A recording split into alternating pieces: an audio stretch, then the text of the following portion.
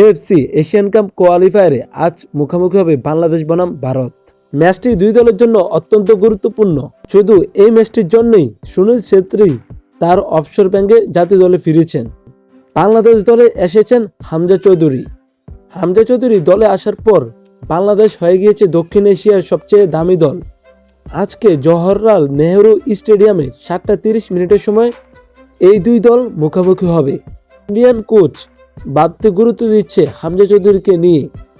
এদিকে বাংলাদেশের কোচ তিনি বলছেন হামজা চৌধুরীকে প্রথম একাদশে নামানো হবে কিনা তা এখনো সিদ্ধান্ত করা হয়নি।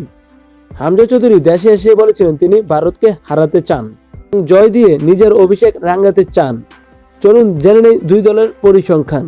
এই দুই দল এখন পর্যন্ত 35টি বার, বাংলাদেশ ভারত এখন পর্যন্ত 35 বার মুখোমুখি হয়েছে, যেখানে ভারত জিতেছে 16টি ম্যাচ আর বাংলাদেশ জিতেছে 12টি ম্যাচ। 7টি ম্যাচ ড্র হয়েছে।